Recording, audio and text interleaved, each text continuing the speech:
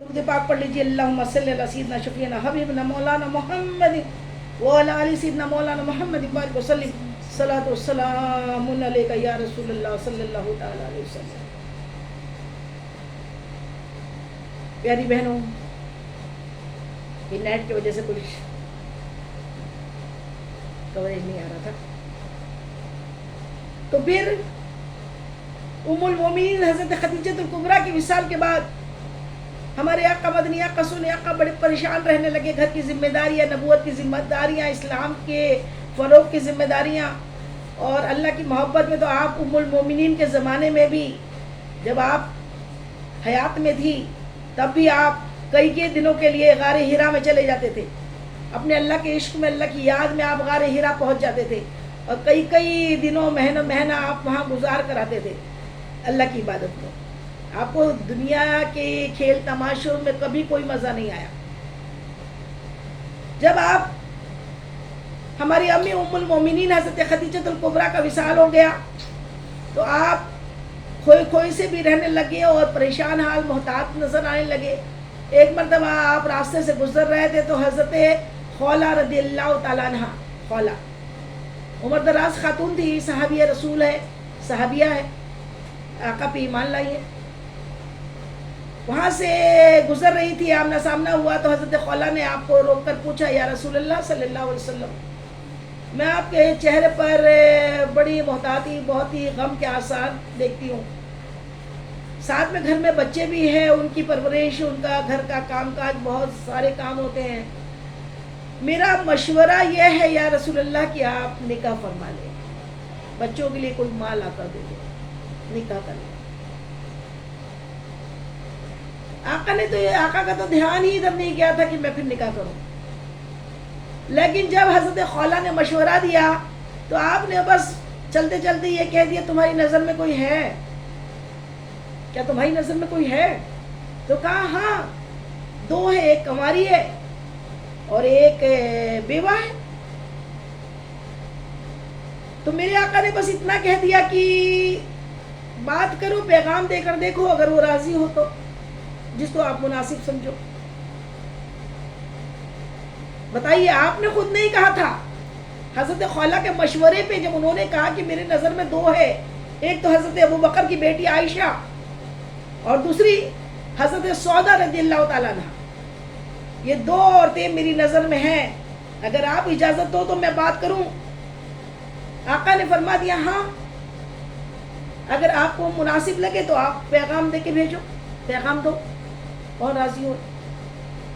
حضرت خولہ نے آپ کے اس بات پر ام المومنین حضرت عائشہ صدیقہ کے گھر، آپ حضرت ابو بکر صدیق کے گھر پہ پہنچی، اور آپ کی اہلیہ ام المومنین کی امی وہاں پر تھی، ان کو انہوں نے حضور پاک کا پیغام بتایا کہ عائشہ کے لیے میں پیغام لائی ہوں۔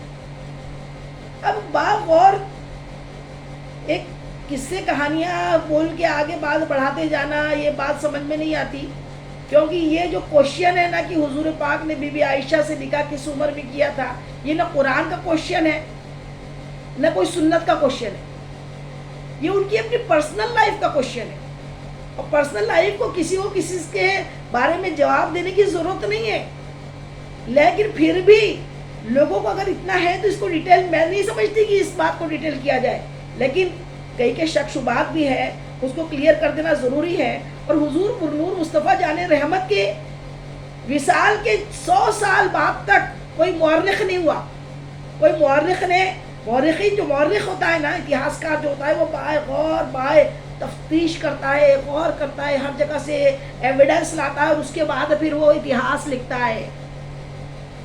100 سال تک کوئی اتہاس لکھا ہی نہیں گیا، کوئی مورخ ہوا ہی نہیں، 100 سال بعد پھر یہ ہسٹری لکھی جانے لگی، اور ہسٹری لکھے جانے میں کیا ہوا، جس نے جو سنا، ہم عورتوں کو تو معلوم ہے، ہم بتاتی اتنا ہے، آگے والی اس میں کچھ نمک مرچ لگا کے اور بتاتی ہے، پھر اس کے بعد تیسری سنتی ہے تو اور بتاتی ہے، بات تو کچھ اور ہوتی ہے، بات کچھ اور ہو جاتی ہے۔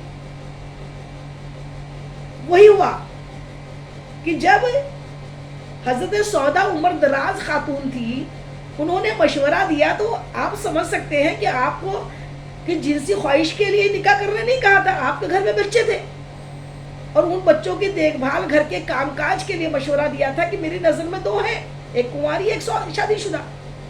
تو آپ سوچ سکتے ہو کہ حضرت سودا کیا پاگل تھی معاذ اللہ کہ جن کو سمجھ نہیں رہا تھا کہ 6 سال کی بچی کو ایک اور بچہ بڑھا دیتی ہوں. سوچنے کی بات ہے 9 سال کی بچی کو ایک اور بچہ بڑھا کے حضور پاک میں اور ذمہ داری کر دینا تھا کیا. لیکن انہوں نے مشورہ دیا, اور مشورہ دیا کب دیا اب دیکھیے آگے اور تک کلیئر ہوتا ہے. جب حضرت سودا, حضرت خولا, حضرت عائشہ صدیقہ رضی اللہ تعالیٰ عنہ کے گھر پہنچی, ان کی امی سے مشورہ کیا کہ میں پیغام لائی ہوں, تو انہوں نے کیا جواب دیا کہ ہم عائشہ کا رشتہ تو پہلے ہی کر چکے ہیں. غور کرنے کی بات ہے. ہاں, ہم عائشہ کا رشتہ پہلے ہی کر چکے ہیں. اب سوچیے اگر 6 سال کی عمر ہے, جو لوگ بول رہے ہیں 9 سال کی عمر ہے, 6 سال کی عمر ہے, کیا 6 سال کی عمر میں پہلے ہی کر چکے ہیں؟ مطلب پھر کیا پیدا ہوتے سے رشتہ کر دیے تھے؟ 1 سال 2 سال کی بچی کا رشتہ کر دیے تھے؟ کہا ہم پہلے ہی کر چکے. اب یہ والی بات ہو گئی. اب ان کو لگا کہ انہیں رشتہ کر چکے ہیں تو اب یہاں بولنا بیکار ہے. اب فوراً زبان کہاں گئی, کہاں پہنچے؟ حضرت خولا, حضرت سودا رضی اللہ تعالیٰ عنہ. حضرت سودا جو تھی 50 سال کی, 50 سالہ ایک خاتون تھی, صحابیہ تھی, ابیوا تھی. ان کے پاس گئی, انہوں نے رشتہ قبول کر لیا. حضور سے رشتہ کرنا کون پسند نہیں کرتا تھا؟ حضور پاک کے ازواج بننا, آپ کی رشتے میں آنا, یہ کس قدر خوش قسمتی ہے. ایک تمام عالم کے مسلمانوں کی ماں بن جانا, سبحان اللہ سبحان اللہ, ام المومنین بن جانا, اتنی بڑی بات. حضرت سودا نے قبول کر لیا. اب حضرت سودا نے قبول کر لیا, ادھر ابو بکر صدیق رضی اللہ تعالیٰ عنہ گھر پر آئے. بیوی نے بتایا کہ حضور کا رشتہ بی بی عائشہ کے لیے آیا. تو ان کے دل میں بھی خواہش پیدا ہوئی, لیکن کہا نہیں, زبان بڑی چیز ہے, جہاں زبان دی ہے وہاں جا کر پتہ کرتے ہیں, اور ان لوگ سے پوچھتے ہیں بھائی کب رخصتی کرتے ہو, کب اپنی بیوی کو دلہن کو لے کر جاتے ہو, شادی کرتے ہو. جس سے رشتہ طے ہوا تھا ان کے پاس حضرت ابوبکر صدیق جو تھے بی بی عائشہ کے والد پہنچے اور کہا کہ کب نکاح شادی کا ڈیٹ نکالنا ہے کب. کہا نہیں, وہ لوگ اسلام نہیں قبول کیے تھے تب تک, اور حضرت ابوبکر صدیق تو اسلام قبول کر چکے تھے. مردوں میں سب سے پہلے حضور پاک پہ جو یقین کے ساتھ اسلام قبول کیا تھا وہ حضرت ابوبکر صدیق تھے, بی بی عائشہ کے والد. تو ان کے ان لڑکے والوں نے کہا کہ اب آپ لوگ گمراہ ہو گئے ہو, اللہ اکبر, اپنے دین سے پھر گئے ہو, اس لیے اب ہم آپ کی بیٹی سے رشتہ کرنا پسند نہیں کرتے. رشتہ کینسل ہو گیا, جو رشتہ ہوا تھا وہ کینسل ہو گیا. اب سوچئے بیٹی جوان ہو گئی ہو, بڑی ہو گئی ہو, تبھی تو رشتے کے لیے گئے تھے نا, چھوٹی بچی کا رشتہ کر دے رہے تھے. اب جب وہاں سے نہیں ہو گیا تو بات وہاں پہنچی تھی, تو اب آپ نے پھر خبر پہنچائی کہ یا رسول اللہ ہم تیار ہیں. ادھر حضرت سودا کے پاس بھی رشتہ پہنچ چکا تھا.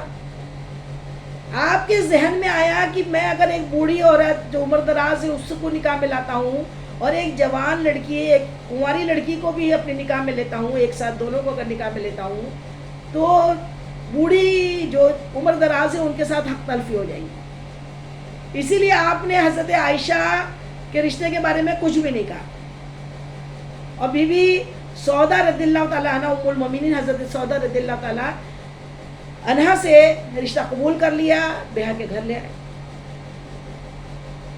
اب یہاں پر بات دیکھی, زبان ہوئی تھی ادھر بھی, رشتہ گیا تھا ادھر بھی.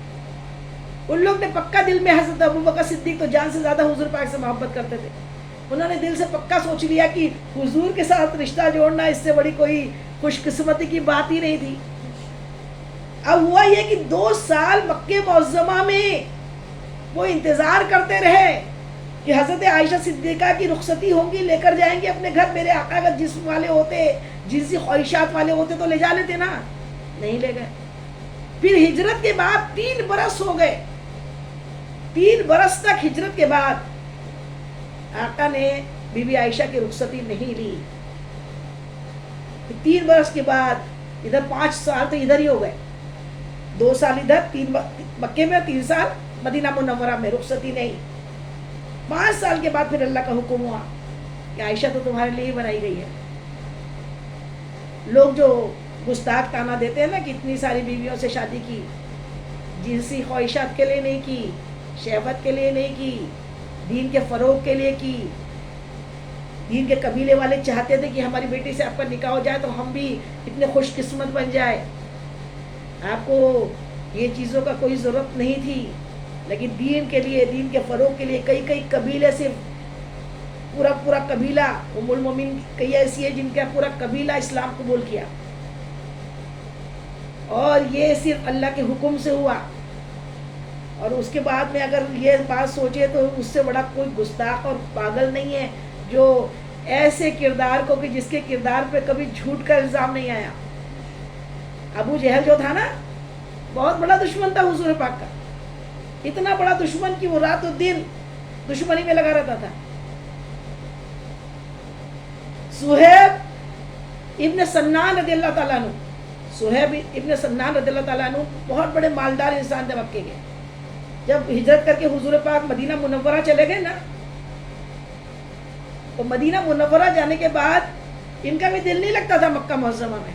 انہوں نے اپنا سارا مال و زر اٹھایا، اپنے گھوڑے کی لگام کسی اور اپنا مدینہ منورہ جانے کے لیے حضور کی محبت میں نکل گئے. نکلے تو راستے میں ابو جہل مل گیا. ابو جہل نے روک لیا کہ میں نہیں جانے دوں گا. ابو جہل نے کہا نہیں جانے دوں گا، بالکل جانے نہیں دوں گا. اتنا کہنا تھا کہ آپ نے کہا دیکھ تو جانتا نا میں کون ہوں، تو جانتا ہے نا. کہا ہاں صہیب ابن سنان رضی اللہ تعالیٰ، صہیب ہو، اے صہیب میں تجھے نہیں جانے دوں گا. کہا دیکھ تو میرا راستہ نہ روک، میں تلوار نکالوں گا، تلوار ٹوٹ جائے نا تو تیر نکالوں گا، اور تم مجھے جانے دے. کیوں خون خرابہ چاہتا ہے؟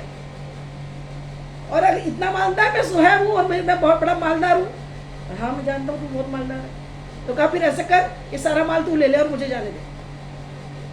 میں رسول کا غلام کو خون خرابہ نہیں چاہتا، یہ سارا مال تو لے لے، اب مجھے میرے حبیب کے پاس، میرے آقا کے پاس جانے دے. سبحان اللہ سبحان اللہ. اور سارا مال سب اتار کے، سب چیز، سب ساری جیبیں خالی کر دی، ابو جہل کو دے دیا. یہاں تک گھوڑے کا قزاوہ ہوتا ہے نا، گھوڑے کا جو، وہ بھی دے دیا اور چلے گئے. جب بارگاہ نبوت میں پہنچے نا، میرے آقا سب جانتے ہیں جو ہو رہا ہے جو ہوگا حضور جانتے ہیں، تیری عطا سے خدایا حضور جانتے ہیں. میرے آقا سب جانتے ہیں کہاں سے کس نے پکارا حضور جانتے ہیں، کون کتنی تڑپ میں ہے حضور جانتے ہیں، کون کہاں پریشان ہے حضور جانتے ہیں، حضور سب جانتے ہیں. حضور کی بارگاہ میں پہنچے نا، صہیب کہے صہیب بڑا سستا سودا کیا ہے، سب کچھ دے دیا. اس کے بعد آقا فرماتے ہیں اللہ کے رسول میں بڑا سستا سودا کیا ہے، بس اتنا ہی. جان سے زیادہ محبت کا نام ایمان ہے، کیونکہ جسے اللہ کے رسول مل گیا نا، ساری کائنات اس کو مل گئی، سارے عالم اس کو مل گئے، سب کچھ اسی کا ہو گیا. جس کے حضور ہو گئے اس کا خدا ہو گیا، اور جس کا خدا ہو گیا ساری کائنات اس کی ہو گئی. ہم یہ دنیا کے واسی نہیں ہیں، ہم آخرت پہ یقین رکھتے ہیں. بتلا دو گستاخ نبی کو.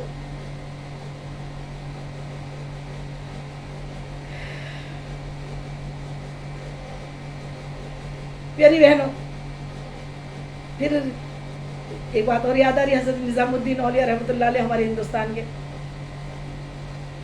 محبوب الہی. حضرت نظام الدین اولیاء کے سے محبت دیکھو دنیا میں. حضرت امیر خسرو جو تھے نا، آپ سے اتنی محبت کرتے تھے، شہزادے تھے، بے حساب محبت کرتے تھے.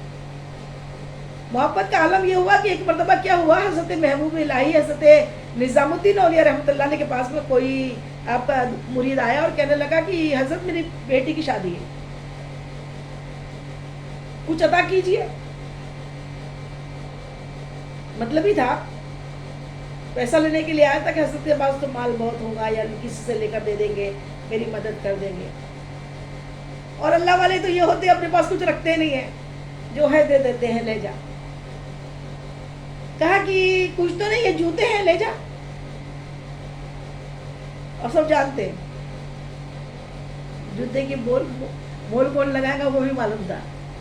شادی کے لیے کیا دیا؟ اپنے ایک جوتوں کی جوڑی، نالین اپنے جوتے دے دیے، کہا لے جا۔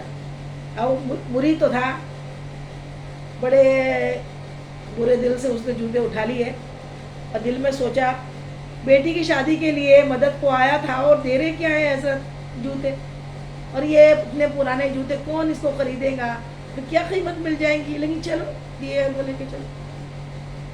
وہ بڑے ارمنے دل سے حضرت کے جوتے لے گیا، اور جوتے لے گیا تو بیچ بیچ میں، جیسے اس زمانے میں بڑے لمبے سفر ہوتے تھے، اپنے گاؤں سے آیا تھا تو بیچ میں ایک سرائے ملی، اور سرائے میں وہ آرام کرنے کے لیے سو گیا، سرائے میں سستانے کے لیے۔ اس نے جوتے وہیں پہ اپنے جہاں لیٹا تھا وہاں رکھ دیے، سو گیا۔ ادھر سے امیر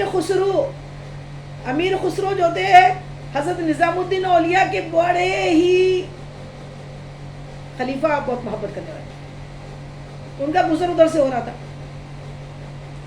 ان کو بڑے دور سے اپنے شیخ کی خوشبو آئی، بڑے دور سے، میرے شیخ کی خوشبو کہاں سے آ رہی ہے، میرے پیر کی خوشبو کہاں سے آ رہی ہے۔ ڈھونڈتے ڈھونڈتے جب وہ قافلہ کے ساتھ وہاں پہنچے تو دیکھا کہ وہ سرائے، اور سرائے میں ایک شخص سو رہا ہے اور جوتے وہاں رکھے، دیکھا کہ جوتوں میں سے خوشبو آ رہی ہے، پہچان گئے یہ تو میرے ہی شیخ کے، میرے ہی پیر کے، نظام الدین اولیاء رحمۃ اللہ علیہ کے جوتے ہیں۔ جیسے جوتے دیکھے اس شخص کو اٹھایا اور کہا یہ جوتے، کہاں نظام الدین اولیاء رحمۃ اللہ علیہ کے پاس سے آ رہے ہو؟ کہاں نظام الدین اولیاء کے پاس سے آ رہا ہوں، کیوں؟ یہ جوتے میرے شیخ کے ہیں، کہا ہاں یہ جوتے تمہارے شیخ کے ہیں، مجھ کو بیچو گے؟ کہا اس کو کون خریدے گا؟ کہا بیچو گے؟ تو کہا ہاں بیچ دوں گا۔ کیا کہا؟ بیچ دوں گا۔ تو کہا کہ 2 لاکھ میں بیچ دوں گے؟ 2 لاکھ میں، 2 لاکھ شیخ کے جوتے، محبت کے لیے سمجھا رہی ہوں محبت کیا ہوتی ہے۔ 2 لاکھ میں دے دوں گے؟ کہا کیا مذاق کر رہے ہو؟ کہا ہاں میرے پاس ابھی اتنا ہی ہے، زیادہ ہوتے تو زیادہ میں خریدتا۔ اس نے فوراً بھیج دیا، اس کو لگا پاگل ہے۔ 2 لاکھ کے جوتے اب لیے، اپنا امامہ کھولا، ایک جوتا یہاں رکھا، ایک جوتا یہاں رکھا، اور امامہ باندھا، پگڑی باندھی، ایک جوتا یہاں ایک جوتا یہاں رکھ کے امامہ باندھ لیا۔ اب اپنے شیخ کی مجلس میں پہنچے اور مسکراتے ہوئے مجلس میں بیٹھ گئے، قدم بوسی کر کے۔ شیخ نے دیکھا، حضرت نظام الدین اولیاء رحمۃ اللہ علیہ کو تو معلوم ہی تھا، انہوں نے دیکھا تو کہنے لگے اے امیر خسرو، اے خسرو، اے خسرو، اتنی محبت اور اتنے کم دام، بڑا سستا سودا کیا ہے رے۔ کیا کہا؟ اتنی محبت کا دعویٰ اور صرف 2 لاکھ، بڑا سستا سودا کیا ہے۔ کہنے لگے حضرت، رونا آ گیا، آنکھوں میں آنسو آ گیا۔ حضرت کیا کرے، پاس تو اتنا ہی تھا نا۔ یہ محبت ہے، یہ محبت ہے۔ شیخ راضی تو آقا راضی، آقا راضی تو اللہ راضی، اور اللہ کی ساری کائنات، ساری خدائی جس کے حضور ہو گیا اس کا خدا ہو گیا، جس کے حضور ہو گیا اس کا زمانہ ہو گیا۔ تو یہ محبت کی بات ہے، وہ اس راہ کا مسافر جو ہوتا ہے نا وہی سمجھتا ہے محبت کو، ورنہ تو کھایا پیا سو گیا مر گیا، محبت کیا معلوم محبت کس کو کہی جاتی ہے۔ دین پہ مر مٹنے کا جذبہ کل بھی تھا اور آج بھی ہے، اور مر مٹ کے مرتے نہیں ہیں، ہاں جو دین کی راہ میں شہید ہو جاتے ہیں نا اللہ تعالیٰ قرآن میں فرما رہا ہے قرآن کوئی ایسی ویسی کتاب نہیں ہے، اس کی لکھی ہوئی نہیں ہے، آسمانی کتاب ہے، کلام اللہ ہے، اس کا ایک لفظ کوئی بدل نہیں سکتا ہے، اور ایک ایک لفظ کے معنی سمجھنا عام لوگوں کی لائق ہی نہیں ہے۔ اللہ نے خود فرما دیا شہید کو مردہ نہ کہو، وہ اپنی اپنی قبروں میں زندہ ہے اور ہم انہیں رزق دیتے ہیں لیکن تم نہیں جانتے۔ مرنے تو سبھی آئے نا، جب نبی کی آن پہ شان پہ ناموس پہ مر جاتا ہے نا تو ہمیشہ وہ جی جاتا ہے، ہمیشہ کو نعمتیں کھاتا ہے، قبروں میں بھی وہ زندہ ہے، مرا ہوا نہیں ہوتا ہے، ورنہ ایسا بھی جینا کیا جینا ہوتا ہے۔ ہمارا مذہب کسی کے مذہب کو برا کہنا نہیں سکھاتا، ہم نہیں بولنا چاہتے، اگر بولنا ہوتا تو حضور پاک قل یا ایھا الکافرون کا سورہ نہیں فرماتے، تمہارا دین تمہارے ساتھ، بھائی میرا دین میرے ساتھ، تم اپنا جیو نا۔ اور آج تک کوئی اسلام میں کوئی پرو کر دے کہ اسلام کی کوئی بھی بیٹل، کوئی بھی جنگ، کوئی بھی جہاد اسلام کو پھیلانے کے لیے ہوا تھا، نہیں، ساری جنگ، ساری جہاد، سارے بیٹل جو ہوئے نا وہ صرف ڈیفینس میں ہوئے، اپنے بچاؤ میں ہوئے، اپنے دین کو بچانے کے لیے ہوئے۔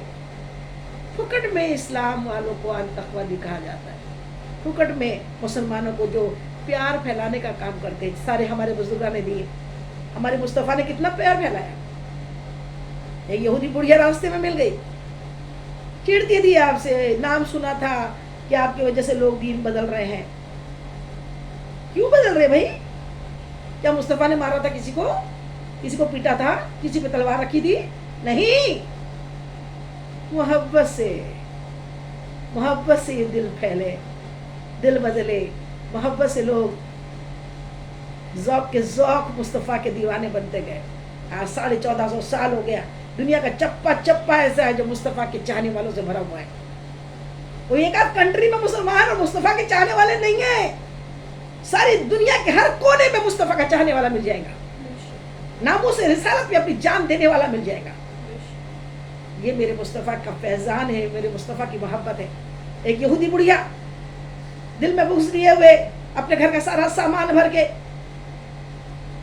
سوچا کہ کہیں کیا معلوم کوئی محمد جادوگر تو نہیں آ گیا، نہ جانے کیا جادو کرتا ہے جو لوگ اس کے ہو جاتے ہیں۔ کہ جادو نہیں ہے، محبت کا جادو ہے۔ محبت سے جو کام ہوتے ہیں نا تلواروں سے نہیں ہوتے، ایسی محبت۔ 40 برس تک تو اسلام کا نام بھی نہیں لیا تھا نا، 40 سال کے بعد اعلان نبوت کی، 40 سال تک تو اپنا کردار پیش کیا کہ وہ نظریں کیسی نیچی نظریں، وہ بیواؤں کی ہمدردیاں، وہ یتیموں کے سر پر ہاتھ پھرنا۔ حاتم طائی کو جانتے ہو؟ حاتم طائی کتنا مشہور تھا، حاتم طائی کو کتنا لوگ عزت کرتے تھے۔ آج بھی ہمارے بچوں کی جو اسکولوں کی کتاب ہے اس میں حاتم طائی کے نام کہانیاں ہوتی ہے، ہم نے تو بچپن میں پڑھی تھی۔ حاتم طائی ایسا سخی تھا، اس کی سخاوت کا ایک بات جو نہیں جانتا میں بتا دوں۔ ایک مرتبہ حاتم طائی کو آزمانے کے لیے لوگ آتے تھے اور لوگ خوب اس سے مال لے کر جاتے تھے، جو بھی ہوتا تھا حاتم طائی ہمیشہ کسی کو خالی ہاتھ میں چھوڑتا تھا۔ ایک بار ہوا یہ کہ جو دشمن تھے ان کو لگتا تھا کہ یہ جلتے تھے کہ یہ اتنا کیسا سخی ہے، تو ایک بار حاتم طائی کہاں پہ تھے؟ جنگل میں تھے، اپنے گھوڑے پہ جنگل گئے تھے شکار کے لیے، اور جنگل میں تھے، کچھ حسد جلن والوں نے ایک پلان بنایا اور کہا کہ ایسا کرو، یہ کبھی کسی کو خالی ہاتھ نہیں بھیجتا، اور یہ بھی معلوم ہے کہ اس کو اپنے گھوڑے سے بہت محبت ہے، حاتم طائی کو اپنے گھوڑے سے بہت زیادہ محبت ہے، تو ایسا کرو جنگل میں جاؤ اور جا کے اس کے مہمان بنو، اور پھر اس کو بولو کہ ہمارے پاس سواری نہیں ہے، اپنا گھوڑا دے دو۔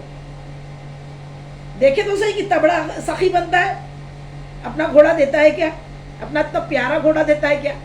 یہ بول کے بائی پلاننگ، انٹینشنلی، نوئنگلی، جانتے بوجھتے سوچ سمجھ کے حاتم طائی کے پاس مہمان بننے کو جنگل میں گئے جہاں وہ ٹھہرے ہوئے تھے۔ جیسی مہمانوں کو دیکھا تو بڑی ان کی خاطر تواضع کی، جنگل میں بھی خاطر تواضع۔ آج تو لوگ بولتے اپنا کھا لو، اپنا پی لو، کسی کو کھانا دکھاؤ مت، کسی کو کھانا بتاؤ مت، کسی کو کھانا پوچھو مت۔ یا اللہ کیسے کتے بلیوں جیسی زندگی بسر کر رہے ہیں۔ یہ ہماری پرمپرا نہیں ہے، یہ ہمارا ٹریڈیشن نہیں ہے۔ ہم مسلمان ہیں، اور مسلمان تو دوسروں کے لیے، دوسروں کی خوشی کے لیے جیتا ہے، اپنی آخرت کے لیے جیتا ہے، ہر نیکی کر کے اللہ کو خوش کرنے کے لیے جیتا ہے. کہا اچھی خاطر تواضع جنگل میں کی، کھانا کھلایا بڑھیا بھرپور گوشت. اب حاتم طائی اس ٹائم مسلمان تو تھے نہیں، گھوڑا بھی جو تھا نا وہ بھی ان کے لیے حلال تھا. گوشت بھرپور کھلایا، خوب گوشت چکر کھایا. چکر کھانے کے بعد پھر انہوں نے کہا کہ حاتم طائی حضرت ذرا ہم آپ سے ملنے آئے ہیں، اور کیا ہے ہمارے پاس سواری نہیں ہے نا، ذرا ایسا کرو ہم کو سواری میں آپ کو گھوڑا دے دو. ایک سرد ہا کھینچی حاتم طائی نے اور کہا یہ گھوڑا ہی تو تمہیں کھلایا ہے، وہ گھوڑا جو میرا عزیز تھا تمہیں کھلانے کے لیے میں نے اس کو بھی ذبح کر دیا، وہی کھلایا ہے. سبحان اللہ. یہ حاتم طائی تھے. اب حاتم طائی کی بات اس لیے بتا رہی ہوں کہ حاتم طائی تو اس ٹائم اس حضور پاک کی دنیا میں جلوہ افروز ہونے کے پہلے دنیا میں تھے. جب ان کا وصال ہو گیا، انتقال ہو گیا حاتم طائی کا، اس کے بعد ان کے جو بچے تھے نا، ان کا بیٹا اور ان کی بیٹی دونوں کے دونوں کون تھی؟ صحابیہ اور صحابی بنے. ان کے دو بچے صحابی اور صحابیہ بنے. بہن بھائی کی محبت بھی دیکھو. جب وہاں پر ان لوگوں نے جنگیں لڑی تو اس ٹائم میں جنگ کا تو یہی تھا، انڈیا میں بھی وہی تھا کہ جنگ میں جب ہوتا تھا تو جو بادشاہ جیت جاتا تھا وہ دوسری بادشاہ کی یہاں کی جتنی ہوتی تھی مال غنیمت لے لی جاتی تھی. مال غنیمت میں جتنی عورتیں بچے وہ بھی غلام اور کنیزیں بنا دی جاتی تھی.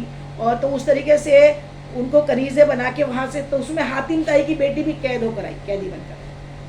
کہاں پر آئی؟ مدینہ منورہ. مدینہ منورہ میں قید ہو کر جب حاتم طائی کی بیٹی آئی تو حضور پاک کے پاس جب تعارف کرایا گیا، میرے آقا کے پاس، جو گستاخ رسول کچھ بھی بول رہے ہیں، میرے آقا کا کردار دیکھیے کہ مصطفیٰ جان رحمت کے پاس جب حاتم طائی کی بیٹی آئی تو اس میں بھی یہ ہوتا تھا کہ جب بڑے گھروں کی رانیاں ہوتی تھی، بڑے گھر کی، ان کو کنیزیں نہیں بنایا جاتا تھا، ان کو ان کے لیول کے حساب سے رسپیکٹ دی جاتی تھی. اور حضور پاک تو عورتوں کو اتنا رسپیکٹ دیا کہ ساری عالم کی عورتوں کو رسپیکٹ صرف حضور سے ملی ہے. آپ نے رسپیکٹ جب پتہ لگا کہ حاتم طائی کی بیٹی ہے تو میرے مصطفیٰ مسکرا دیے، بڑی محبت آئی اور کہا کہ بیٹا تم میری فاطمہ جیسی ہے. کیا کہا؟ تم میری فاطمہ جیسی ہو، تم مجھے ابا کہا کرو، عائشہ کو اماں کہا کرو، اور تم میرے پاس بیٹی بن کے رہو، تم فاطمہ کے ساتھ رہو، بیٹی بن کے رہو میری. جب حاتم طائی کی بیٹی نے اتنا پیارا کردار، وہ تو چہرہ ہی ایسا تھا نا. اب میری نگاہوں میں تو جچتا نہیں کوئی، جیسے میرے سرکار ہے ویسا نہیں کوئی. کہہ دیا اتنا پیارا کردار. ہم تو سوچتے تھے مسلمانوں کا یہ نبی ہے، قیدی بنا کے لے جائے گا، نہ جانے کیا کیا کریں گا، کتنے بری وہ ہوں گی. یہ مجھے اپنی بیٹی بنا رہے. کہا میرے گھر میں رہو، فاطمہ کو بہن سمجھو، مجھے ابا کہو، عائشہ کو اماں کہو. کہا نہیں، مجھے گھر جانے دو. کیا کہا حاتم طائی کی بیٹی نے؟ نہیں اے نبی مجھے گھر جانے دو، میرے گھر پہنچا دو. جب نہیں مانی تو میرے مصطفیٰ نے صحابہ کرام سے پوچھا کون ہے جو انہیں اپنے گھر پہنچائے گا. تو اس میں ایک صحابی رسول کھڑے ہوئے، کہا یا رسول اللہ میں اور میرے ایک دو ساتھی مل کر جائیں گے، انہیں ان کا گھر پہنچائیں گے. میرے مصطفیٰ کہتے ہیں دیکھو عورتوں سن لو، میرے مصطفیٰ کی عورتوں کی عزت کرنے کا انداز دیکھو. فرماتے ہیں خبردار گھر کے راستے میں جائے تک کوئی اس کے چہرے کو تو دور، یہ جہاں اپنی جوتیاں رکھے نا اس مٹی میں بھی نظر مت کرنا، اور بڑے ادب کے ساتھ انہیں اپنے گھر چھوڑنا، بڑے احترام کے ساتھ انہیں گھر چھوڑنا. جیسی یہ بات صحابہ کرام نے سنی، جو لے جانے کے لیے دستہ تیار ہوا تھا، سب مل کے حاتم طائی کی بیٹی کو چھوڑنے کے لیے ان کے شہر پہنچے. راستہ بھر بڑا لمبا سفر تھا، کسی نے آپ پر نظر نہیں کی. जूतों पे तक नजर नहीं की, बड़े एहतराम इज्जत के साथ उनको उनके घर पे छोड़ा। मुस्तफ़ा तो मुस्तफ़ा के चाहने वाले ऐसे अजीम थे। छोड़ा, दरवाजे पे भाई हातिम ताई का बेटा खड़ा था, बहन को उतने मर्दों के साथ आते देखा तो जहन में तो कुछ कुछ ख्यालात उल्टे आ ही जाते हैं ना, कि दुश्मनों के साथ आ रही है, न जाने अब उसकी इज्जत बची है कि नहीं बची है, तू कहाँ से आ रही है। तो भाई ने सीधा सवाल किया, तू कहाँ से आ रही है। बोलने का अंदाज कुछ ऐसा था कि बहुत कड़वा था। कहने लगी, भाई तुझे क्या बताऊं, जरा इससे पूछ। इनकी आंखें हैं कि अंधे हैं। सारा रास्ता इनने मेरा चेहरा तो दूर, मेरे जूते जहां जमीन पे पड़े ना, वहां भी उन्होंने नजर नहीं की।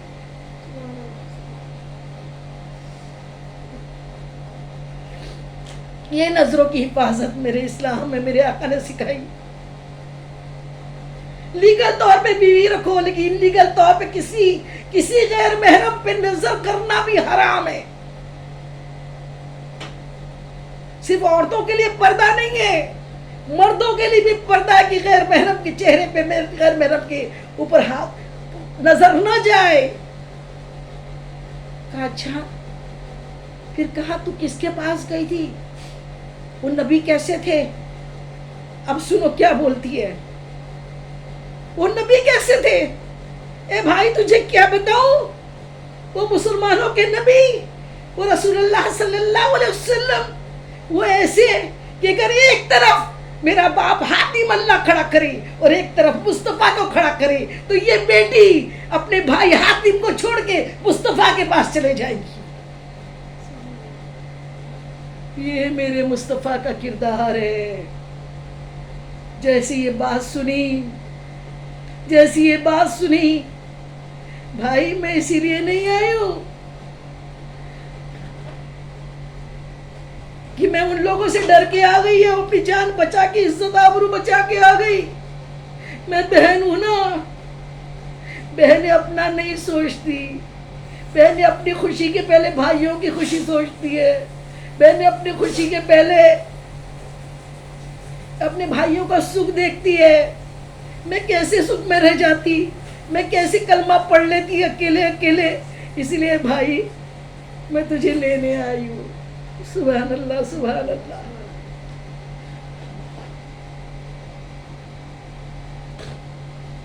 तो ये मेरे मुस्तफ़ा के जैसा कोई बना है न बनेगा, कोई हो ही नहीं सकता। आपकी जैसी मोहब्बत, आपके जैसा किरदार। अबू जहल था ना, आपकी दूर का खानदान का था। लोग घर वालों से पूछते हैं ना कि भाई बताओ किरदार कैसा है। जब ज़ौक़ दर ज़ौक़ लोग आपके कैरेक्टर को जान के, कैरेक्टर को समझ कर, कैरेक्टर कैसा। उस जमाने में लोग 10-10 शादियां करने वाले, मेरे मुस्तफ़ा ने एक पे बस किया 25 साल तक, जब खुद लाके दी जा रही थी लड़कियां, नहीं कहा।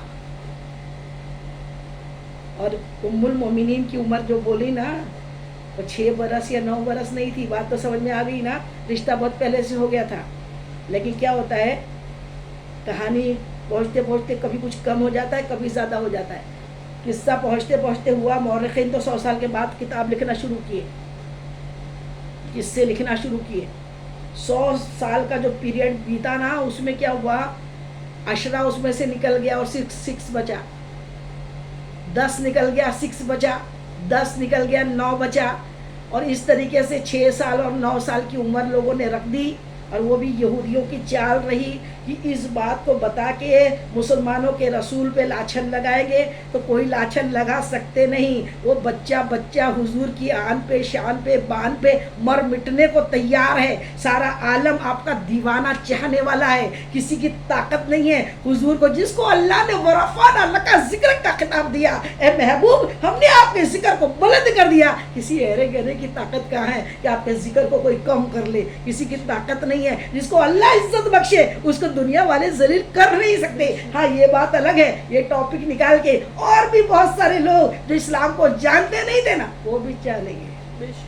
اسلام ایک سچا مذہب ہے, اسلام محبتوں کا مذہب ہے, اسلام چاہنے والوں کا مذہب ہے, اسلام محبت سے پھیلا ہے, اسلام کوئی لڑائی جھگڑے خون خرابے سے نہیں پھیلا ہے. اسلام ایسا اسلام ہے. وہ میرے آقا مدنی آقا سے ابو جہل رشتہ دار میں ہوتا تھا. ایک مرتبہ ایک بہت دور کا کوئی ساتھی, کوئی بہت دور کا ابو جہل کا ساتھی, اس کا بچپن کا دوست کسی دور شہر میں جب حضور کے چرچے سنے نا محبت کے تو ملنے کے لیے آیا.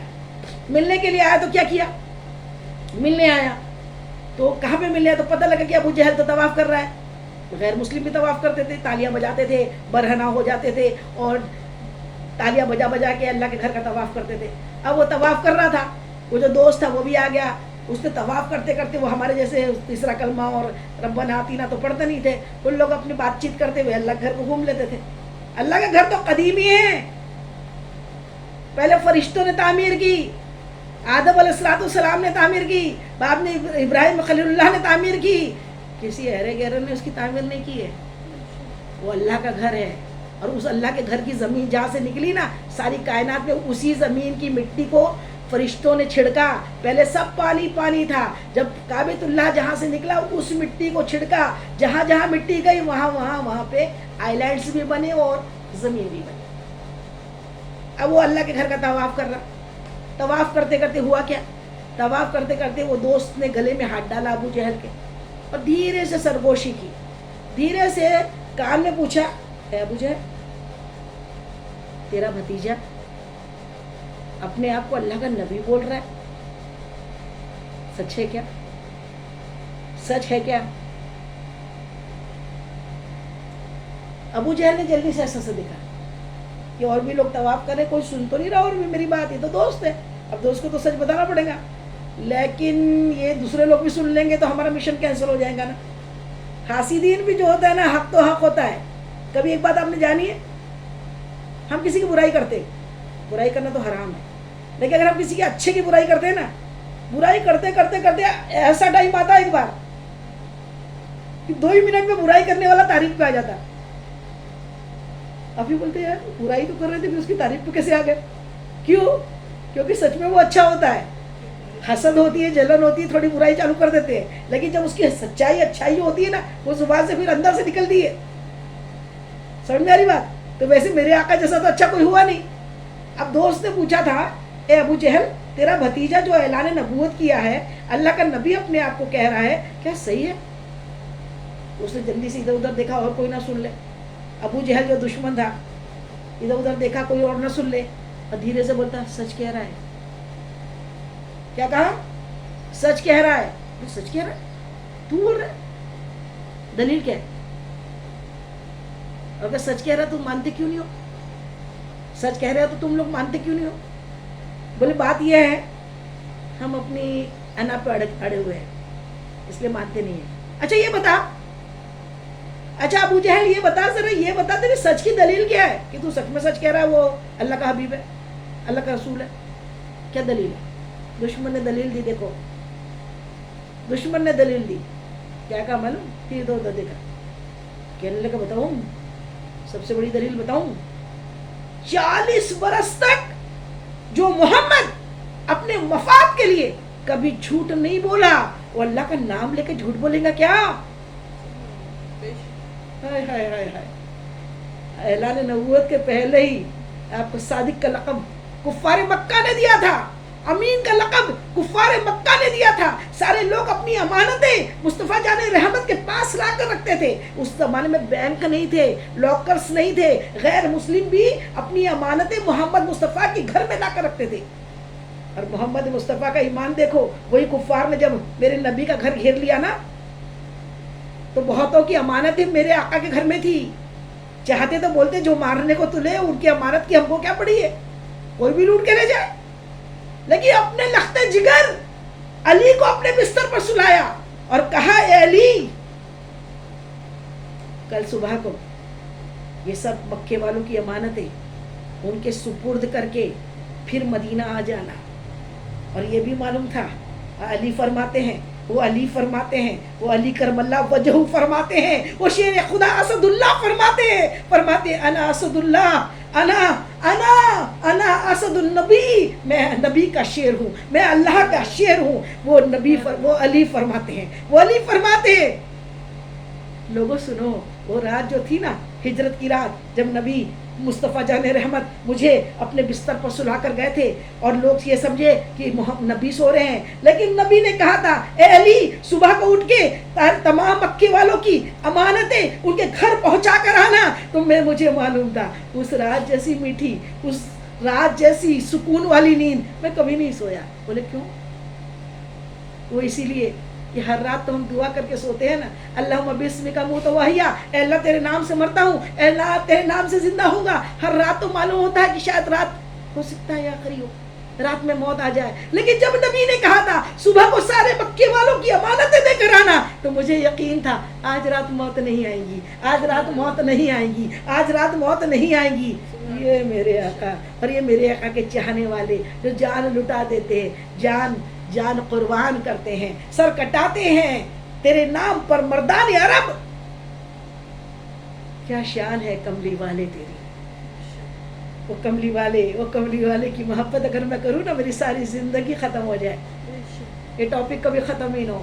محبت رسول کا ٹاپک ایسا ہے، وہ محبت ایسی جس سے اللہ نے محبت کیا، ایسی محبت کہ جس کے صدقے میں آدم کی دعا قبول ہوئی ہے، ایسی محبت کہ نوح کی کشتی تیرا کے جودی پہاڑی پر آئی ہے، ایسی محبت کہ سارے نبیوں کو نبوت نبی سے ملی ہے. وہ اشرف الانبیاء ہے، میرے اشرف الانبیاء.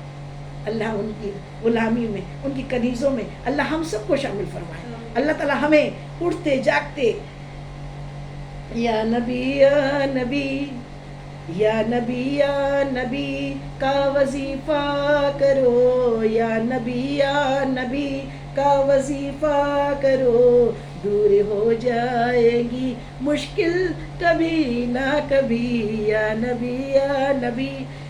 اور یا نبی کا وظیفہ جو ہے نا، اپنے آپ میں بڑا افضل وظیفہ. اور یہ وظیفہ تو میرا رب خود کرتا ہے. آپ بولو گے کیسے؟ سب کام کا حکم دیا، نماز پڑھو، رب نہیں پڑھتا. روزہ رکھو، رب نہیں رکھتا. رب کو کیوں رکھنا ہے بھائی؟ رب کا کوئی رب تھوڑی رب کو منانا ہے. حج کرو، رب نے نہیں فرمایا میں بھی کرتا ہوں تم بھی کرو. روزے رکھو، یہ نہیں کہا میں روزہ رکھتا ہوں تم بھی رکھو. نماز پڑھنے کا حکم دیا کہ نہیں فرمایا میں بھی نماز پڑھتا ہوں تم بھی پڑھو. زکات میں دیتا ہوں تم بھی دو، ایسا نہیں کہا. لیکن جب باری آئی نا محبت کی، فرماتا ہے یا ایھا الذین آمنو ان اللہ و ملائکۃ صلوا علی النبی یا ایھا الذین آمنو صلوا علیہ وسلموا تسلیما. اے ایمان والوں کو درود پڑھنے کا حکم. بے ایمانوں سے مخاطب نہیں ہے اللہ.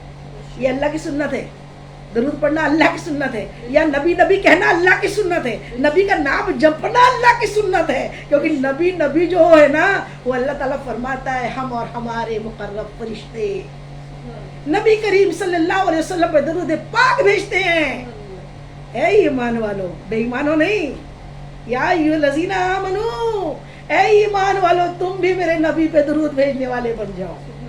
اپنی سنت میں شریک کر رہا ہے اللہ، اپنی محبت میں شریک کر رہا ہے اللہ. اور پھر محبت کیسی؟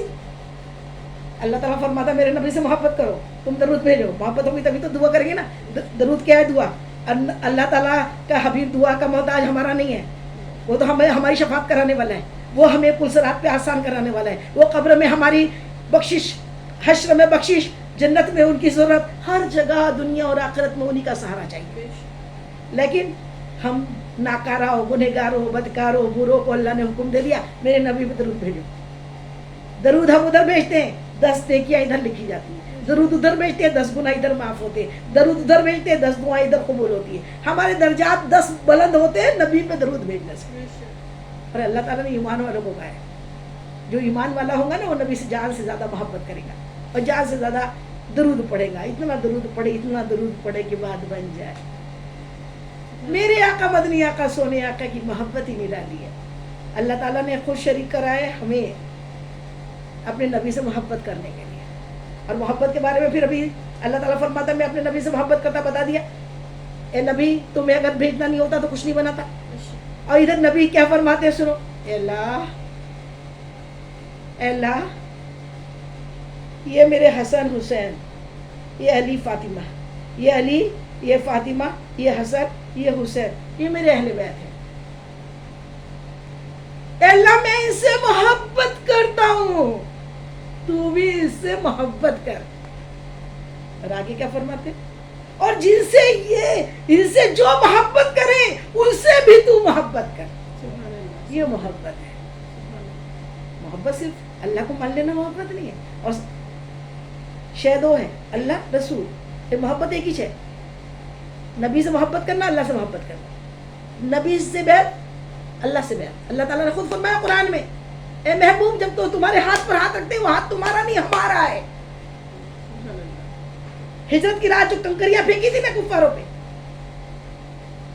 سورہ یاسین کی کچھ آیتیں، ہمارے پاس تو قرآن ہے، سورہ یاسین کی آیتیں پڑھ دی نا، پورے کفار مکہ جتنے آنکھیں تلواریں لے کے کھڑے تھے نا سب ایسے ہو گئے، پتہ ہی نہیں لگا کہاں سے نکل گئے. جس کے ساتھ اللہ، اس کو کسی کی ضرورت نہیں ہے. اللہ کافی ہے، اللہ بس ہے. اللہ ہے تو پھر کیا غم ہے. اور اللہ اس کا ہے جس کے ساتھ محبوب ہے.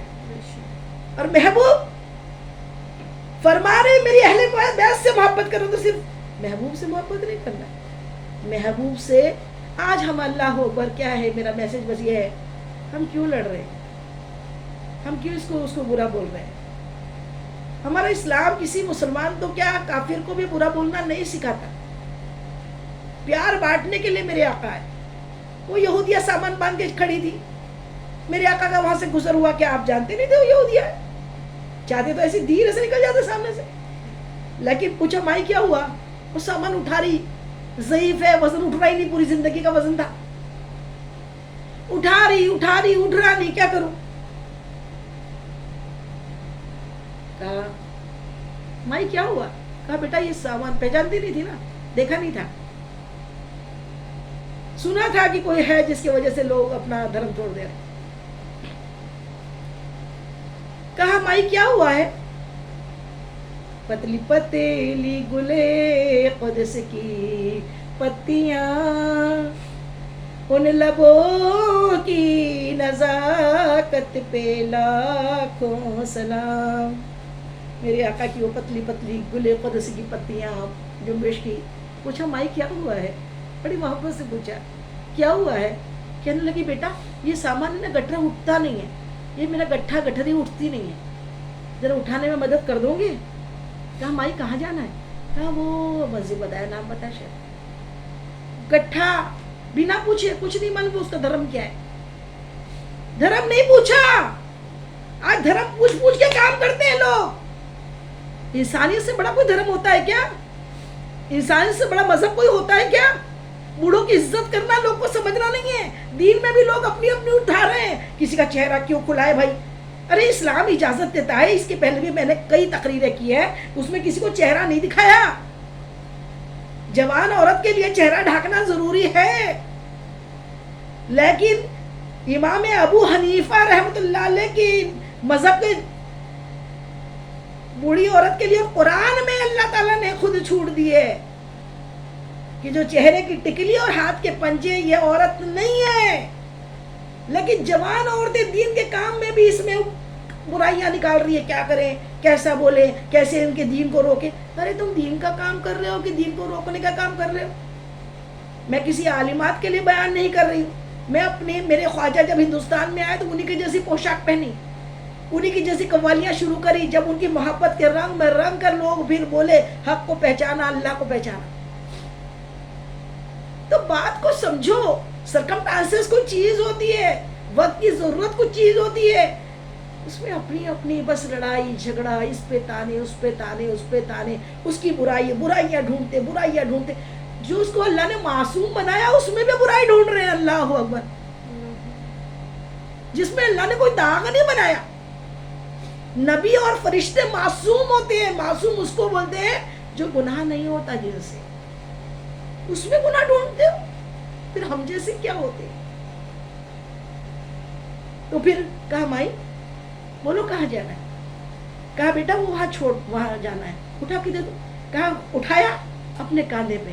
جس کاندھوں پہ جن شانوں پہ مہر نبوت لگی تھی وہاں ایک یہودی بڑھیا کا کٹھا اٹھایا، دھرم نہیں پوچھا، مذہب نہیں پوچھا، اور کٹھا اٹھا کے میرے حق چلنے لگے، خاموشی کے ساتھ چلنے لگے۔ اب بڑھیا تو خالی ہاتھ تھی نا، اور عورتوں کے منہ کو زیادہ چلتے، بڑھیا چالو ہو گئی منہ سے، اے بیٹا تجھے معلوم ہے؟ بولے کیا ماں؟ بولے ایک محمد نام کا ایک یہاں پہ آیا ہے، معلوم نہیں کون جادوگر ہے، معاذ اللہ، جو اس کی بات سنتا ہے اس کے رنگ میں رنگ جاتا ہے۔ میں تو سنی ہوں اس کا نام، میں بہت ڈر گئی، کیا معلوم کبھی میرے سے بھی آمنا سامنا ہو گیا اور میں اس کی باتوں میں آ گئی تو میں اپنے باپ دادوں کا دین چھوڑ دوں گی۔ اس لیے میں نے سوچا کہ یہ شہر ہی چھوڑ دوں، اس لیے میں شہر چھوڑ کے دریا سے کشتی سے جا رہی ہوں، وہاں تک چھوڑ دوں مجھے۔ اور نہ جانے اللہ اکبر معاذ اللہ میرے نبی، میرے آقا، میری جان کے اوپر کیا کیا کیا کیا باتیں بولتی رہی میرے نبی کی منہ پر۔ ہم جیسے ہوتے نا بڑی باتیں کرتے صبر صبر کی، ہم کو کوئی کچھ بولتے تو ایسی تن بدن میں آگ لگ جاتی نا، تو بولتے وہ اس لیتے کہ وہ کیسی ہے۔ یہ صبر نہیں ہے، صبر کر کے دکھانا، سینے کو مدینہ بنانا اور چھلکنے نہ دینے کا نام صبر ہے۔ صبر کرنا، صبر کیا، اللہ کے لیے صبر کرنا ضروری ہے۔ حضرت علی کرم اللہ وجہ ایک پہلوان سے کشتی لڑ رہے تھے، یہودی تھا، کشتی لڑ رہا تھا۔ کشتی میں ہوا یہ کہ حضرت علی نے اس کو پٹک دیا، اور پٹک کے اب خنجر اس کو مارنے والے تھے، تو اتنے میں اس نے کیا کیا، اس نے آپ کے منہ پر تھوک دیا، مرتے مرتے اس کو لگا مرنے والا ہو تو اس نے تھوک دیا حضرت علی کے منہ پہ، چہرے کے اوپر۔ وہ خنجر مارنے والے تھے، خنجر پھینک دیا اور اٹھ کے اڑ گئے۔ ہم ہوتے تو کیا کرتے؟ ایک نہیں کئی خنجر مارتے۔ منہ پہ تھوکنا کتنی بری انسلٹنگ ہے، مارتے نا بہت خنجر، لیکن آپ نے خنجر پھینک دیا، اڑ گئے۔ وہ تو مرنے کے قریب تھا، اٹھ کے کھڑا ہوا، کیا ہوا علی؟ میں تو مرتے مرتے سوچ رہا تھا کہ کچھ تو اپنا وہ نکال لوں، تمہیں کیا ہوا، تم نے کیوں نہیں مارا؟ کہنے لگے اب تک جو جنگ تھی نا وہ اللہ کے لیے ہو رہی تھی، اب اگر میں تجھے مارتا تو اپنے وجود کے لیے مارتا، اپنی انا کے لیے مارتا، اور اسلام میں اپنی انا کے لیے مارنے کا حکم نہیں ہے، حق کے لیے مارو، اپنے مطلب کے لیے نہیں کہ ہم کو بہت بڑا کچھ حصہ مل جائے گا اور ہم کو بہت بڑی جگہ مل جائیں گی۔ ارے ساری جگہ، سارے کائنات، سارے عالم اور سارے ملک جو ہے نا سرحدیں، وہ سب کے سب اللہ کی ہے۔ اللہ جب تک چاہیں گا چین سے بسوں گے، اللہ نہیں چاہیں گا قیامت برپا ہو جائے گی۔ کیوں یہ اپنا اپنا کرنے پہ تلے ہو؟ کس کا اپنا ہے؟ زندگی کتنی سپیڈ میں بیت رہی ہے، زندگی کی آخرت کی کوئی تیاری نہیں ہے۔ یہ دنیا تو یہ سرائے ہے، سرائے میں تو کیسے بھی رہ جاؤ گے، کھا لو گے، پی لو گے، مر جاؤ گے، لیکن کچھ اچھا کرو نا کہ وہاں کا ہمیشہ اچھا ہو جائے۔ ریکارڈنگ کنٹینیو چل رہی ہے، 2 فرشتے یہاں پر ہے، لیکن ہم اس کی فکر نہیں کر رہے کچھ بھی، بس ہم دوسروں کے لاچھل لگانے کو، سنی سنی باتوں پہ یقین کرنے کو، جس نے منہ میں آیا عالم لاکھوں چلا چلا کے، رو رو کے، تڑپ تڑپ کے اللہ اللہ کے رسول کے بارے میں حق بیان کر رہا، وہ اچھا نہیں دکھتا۔ ایک منہ پھوٹ بدماش سڑے انسان نے کچھ بھی اگر بول دیا، ہاں بالکل صحیح بولا، کیسے لوگ ہیں؟ شیطان کی باتوں میں آ جاتے، شیطان کی باتیں سن لیتے۔ بھائی پریکٹیکل کچھ نہیں سمجھتے کہ کیا ہم اتنے دن سے یہی دیکھ رہے ہیں۔ اب بڑھیا کا منہ جب تھما، ساری بک کر لی اس نے حضور کے منہ پہ، ہمارے مصطفیٰ جان رحمت کی برائیاں، حضور برائیاں جو نہیں تھی وہ برائیاں بیان، میری آقا خاموشی سے چل دے رہے۔ جب اس کی منزل آ گئی تو کہا کہ گٹھا اتار کے یہاں رکھ دو، گٹھا اتار دیا، میرے آقا خاموشی کے ساتھ جانے لگے واپس۔ ہم ہوتے نا تو راستے میں وہیں پٹک دیتے اس کا گٹھا، اور بولتے ہماری میرے منہ پہ میری برائیاں، تو بڑھیا جا تو، مجھے کیا کرنا تیرے گٹھے سے؟ لیکن نہیں، پوری منزل پہ پہنچایا، واپس جانے لگے۔ جیسی جانے لگے تو راستے میں کیا ہوا، جیسی جانے لگے تو بڑھیا کا ٹیوب لائٹ جلا، ہوش آیا، ارے میں تو اپنے غصے میں تھی، نہ جانے راستہ پر کچھ بک بک کرتی رہی، میں نے اس پیارے سے نوجوان کا نام بھی نہیں پوچھا جو اتنا ماہی، اتنا یاور ہے، جو میرا اتنے دور سے اتنا بھاری سامان اٹھا کے لے کر آیا ہے۔ کہنے لگی یہ بیٹا سنو، میں تو راستہ پر اسی کو محمد کو برا بھلا بولتی رہی، تمہارا نام تک نہیں پوچھا، تم کون ہو؟ ذرا بتاؤں گے؟ مجھے بتاؤ گی تمہارا نام کیا ہے؟ نام تو بتاتے جاؤ. جیسی بات، جیسا یہ بڑھیا کا سوال میرے آقا نے سنا، پیارے پیارے مصطفیٰ ارشاد فرماتے ہیں، اے مائی میرا نام محمد ہے صلی اللہ علیہ وسلم. اے مائی میرا نام محمد ہے صلی اللہ علیہ وسلم. سننا تھا، ہوش اڑ گئے. کہنے لگے تم محمد ہو، تم وہی محمد ہو، تم سچ میں محمد ہو. کہا میں وہی محمد ہوں، سچ میں وہی محمد ہوں. سچ میں تم وہی محمد ہو؟ کہا ہاں میں وہی محمد ہوں. تو ایک بات بتاؤ، سارا راستہ میں تمہیں تمہارے منہ پر برا برا بولتی رہی، تمہارے منہ پر گستاخیاں کرتی رہی، تم کو غصہ نہیں آیا؟ تم کو برا نہیں لگا؟ کہنے لگی میرے آقا نہیں ہے مائی، مجھے ذرا بھی برا نہیں لگا، مجھے ذرا بھی برا نہیں لگا. اتنا سننا تھا کہ وہ بڑھیا فوراً قدموں میں گر گئی اور کہنے لگی اے محمد، جب تم اتنے اچھے ہو نا تمہارا رب کتنا اچھا ہوگا. جب تم اتنے اچھے ہو نا تمہارا رب کتنا اچھا ہوگا. جب تم اتنے اچھے ہو نا تمہارا رب کتنا اچھا ہوگا. یا محمد مجھے کلمہ پڑھا دیجیے، یا محمد مجھے مسلمان بنا دیجیے. لوگ کہتے ہیں اسلام تلواروں سے آیا ہے. تلواروں سے نہیں آیا، یہ محبت سے آیا ہے. اور حق ہے، حق کو آنا ہی تھا، حق آ کر رہتا ہے. جھوٹ تو جھوٹ ہوتا ہے، جھوٹ کے پاؤں نہیں ہوتے. حق تو حق ہوتا ہے نا. یہ محبت دل میں بسا لو. اور حضور سے محبت کرنا صرف حضور سے محبت کرنا ہی نہیں ہے، حضور نے ہمیں سکھایا اپنے پڑوسیوں کے ساتھ محبت سے رہنا. پڑوسی چاہے یہودی ہو، غیر مسلم ہو، عیسائی ہو، کوئی بھی ہو، ہمیں اس کے حق کو پامال نہیں کرنا ہے. ہمیں کسی کی عزت نہیں اچھالنا ہے، کسی کے مذہب کی عزت نہیں اچھالنی ہے، کسی کے مذہب کو برا بھلا نہیں کہنا ہے.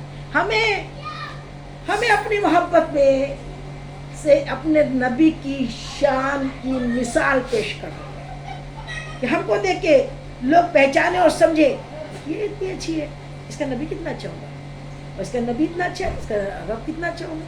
مومن وہ ہے جس کو دیکھ کے خدا یاد آ جائے.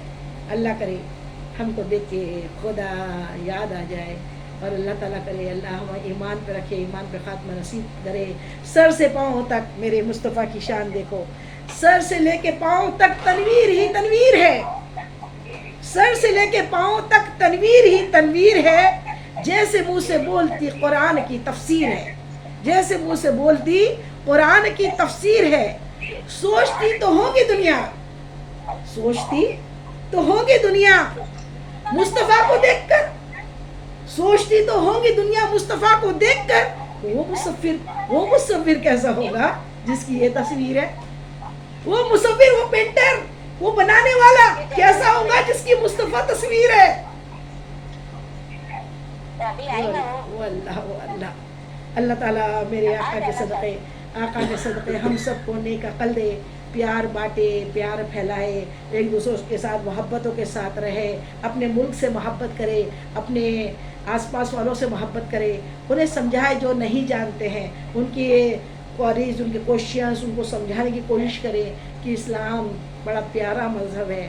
اسلام کوئی کسی کو مارنا، کسی کی عزت اچھالنا، اسلام عورتوں کی عزت کرنا سکھاتا ہے، عورتوں بچوں پہ شفقت کرنا سکھاتا ہے. بڑے بوڑھوں کو ہمارے اسلام میں اللہ اکبر ماں باپ کے قدموں کے نیچے جنت بنا دی گئی. کوئی اولڈ ایج ہوم بنانے کا حکم نہیں ہے، اپنے ماں باپ کو پھینک دینے کا حکم نہیں ہے، لڑکیوں کو زندہ ستی کرنے کا حکم نہیں ہے، لڑکیوں کو عزت دینے کا حکم ہے. میرے آقا فرماتے ہیں باپ کو اگر کوئی باہر سے کوئی تحفہ لائے، کوئی کھلونا لائے، کوئی مٹھائی لائے، تو میرے مصطفیٰ ارشاد فرماتے ہیں کہ اگر تمہارے پاس بیٹا بھی ہے، بیٹی بھی ہے، تو پہلے بیٹی کو دو. سبحان اللہ، سبحان اللہ.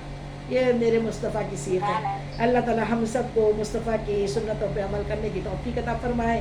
وما علینا الا البلاغ. اس بیان میں جانے انجانے مجھ سے جو بھی بھول چوک غلطی خطا ہوئی تو اللہ تعالیٰ اپنے حبیب کے نالن پاک کے صدقے میں ہم سب کو معاف کر دے. اور آپ لوگوں کو بھی کوئی بات بری لگی ہو، ناگوارا لگی ہو، غلط لگی ہو تو تہہ دل سے معاف کر دیجئے، حشر کے دن کے لیے نہ چھوڑیے. السلام علیکم ورحمۃ اللہ وبرکاتہ.